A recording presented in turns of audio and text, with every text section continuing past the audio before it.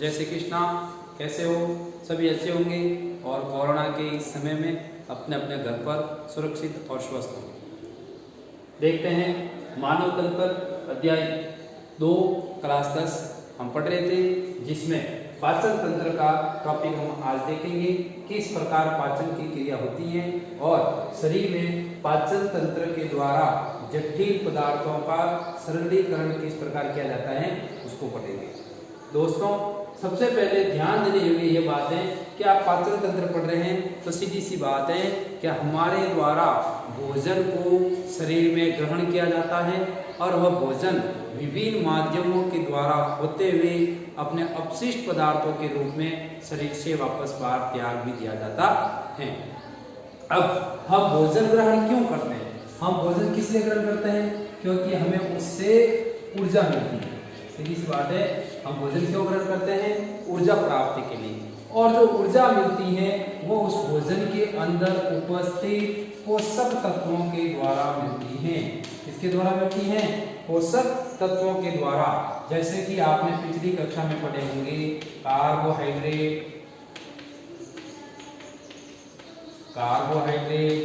Lipid, जिसे हम बोलते हैं वसा, क्या बोलते हैं? वसा, और प्रोटीन के साथ बात करें तो हमें भोजन के अंदर विटामिन भी मिलता है और विटामिन के साथ कई प्रकार के एंजाइम पदार्थ भी हमें भोजन के रूप में मिलते हैं। ये सभी पोषक तत्वों के रूप में हमारे शरीर में कार्य करते हैं और यही पोषक तत्व हमें ऊर्जा प्रदान करते हैं। ध्यान देने की बात अब इसमें ही है, ये सभी पोषक तत्व जटिल पदार्थ होते हैं। कैसे पदार्थ होते हैं? जटिल। इन जटिल पदार्थों का पाचन की क्रिया, जिसे हम पाचन तंत्र बोलते हैं, इन जटिल पदार्थों का पाचन की क्रिया के द्वारा सरलीकरण किया जाता है। क्या किया जाता है? सरलीकरण। अर्थात सीधी सी बात है, इन जटिल पदार्थों को पाचन की क्रिया के माध्यम से छोटे छोटे अवयवों में तोड़ा जाता है। छोटे छोटे अवयव में तोड़ा जाता है और यही अवयव पाचन के साथ हमारे शरीर को ऊर्जा प्रदान करते हैं। ये बात हमें प्रमुख रूप से ध्यान रखनी है। सीधी सी बात है, ऊर्जा प्राप्ति के लिए हम भोजन ग्रहण करते हैं। भोजन ग्रहण के दौरान जिन भोज्य पदार्थों का हम उपभोग करते हैं वो पोषक तत्वों के रूप में काम करते हैं और इन पोषक तत्वों को हम सामान्यतः carbohydrate, lipid, protein, vitamin, enzyme आदि के रूप में जानते हैं।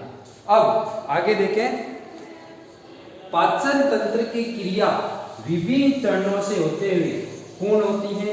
देखो कैसे, सीधी सी बात है, आप पाचन कर रहे हैं तो सबसे पहले हमारे मुख के द्वारा, जिसे हम मुख गुहा भी कहते हैं,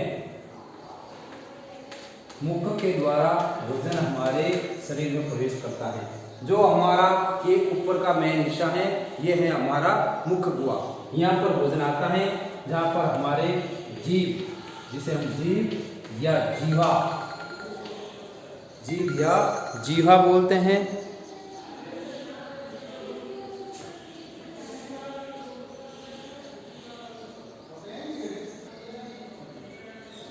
जिसे हम जीभ या जीवा बोलते हैं। और ये हो गया हमारे भोजन का। फिर दूसरा है हमारे ग्रसनी में भोजन प्रवेश करता है। इसके बाद तीसरा चरण है ग्रसिका या ग्रासनी।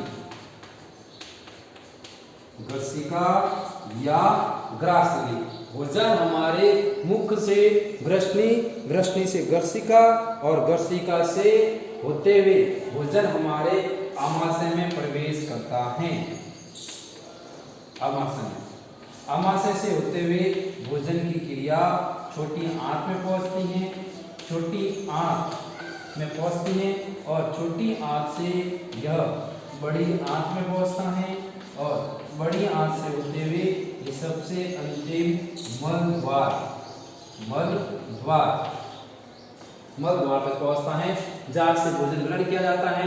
विभिन्न चरणों से होते हुए मल द्वार के द्वारा भोजन को त्याग दिया जाता है, एग्जिट कर दिया जाता है, शरीर से बाहर की ओर भेज दिया जाता है। इस संपूर्ण क्रिया को हम क्या बोलते हैं?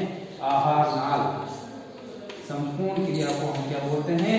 आहार नाल। इस प्रकार भोजन हमारे शरीर में विभिन्न भागों से होते हुए मुख गुहा, जीव व जीवा से, फिर ग्रसनी, ग्रसनी से ग्रसिका या ग्रासनी, ग्रासनी से आमाशय, आमाशय से छोटी आंत, छोटी आंत से बड़ी आंत, बड़ी आंत से मलद्वार और मलद्वार के द्वारा भोजन को त्याग देता है। अब समझने की बात है कि मुख गुहा में पहुंचता है, यहाँ पर जीभ है और दांत भी, ठीक है। दांत के द्वारा भोजन को छोटे छोटे भागों में काटा जाता है और एक यहाँ पर जीभ इस भोजन को आगे की ओर भेजने का कार्य करती है। वहीं भोजन छोटे छोटे भागों में कटने के बाद हमारे शरीर में मुख गुहा से होता हुआ यह भोजन हमारे ग्रसनी में पहुंचता है। ग्रसनी एक छोटे कीमे की तरह होती है, जैसे कीनुमा, ठीक है। यहाँ से ये भोजन ग्रसनी में पहुंचता है और ग्रसनी से होते हुए यह भोजन ग्रसिका में पहुंचता है। या ग्रसनी और ग्रसिका, यहाँ भोजन पहुंचने से पूर्व इसके बीच में ऐसे क्रिया होती है जिसमें यहाँ पर एक ढक्कन लगा होता है जिससे हम घाटी ढक्कन बोलते हैं। क्या बोलते हैं? घाटी ढक्कन। इस घाटी ढक्कन के द्वारा भोजन दो अलग अलग भागों में हो जाता है। भोजन तो एक ही भाग रहता है। घाटी ढक्कन क्या करती है कि श्वास नली और भोजन नली दोनों को अलग अलग करती है। कई बार हम बोलते बोलते खाना खाते हैं और देखें कि बीच में से एकदम से खांसी वगैरह आ जाती है, आंखों से पानी आने लग जाता है, तो होता क्या कि बोलने के दौरान घाटी ढक्कन जो आने वाले भोजन और प्राणवायु दोनों को अलग अलग भागों से भेजना होता है, वो हमारे बोलने के दौरान बीच में अटक जाता है, जिससे भोजन जो प्राणवायु में जो भोजन नली में जाना होता है वो प्राणवायु में चला जाता है और हम एकदम से खांसी वगैरह आती है और पानी पीते ही वो हमारे नॉर्मल अवस्था में आता है। अब ग्रसिका से भोजन आमाशय में आता है। आमाशय क्या करता है? यहाँ पर आने वाले भोजन को लस-लसा बनाता है, लस-लसा बनाता है और आमाशय के अंदर जठर रस पाया जाता है। क्या पाया जाता है?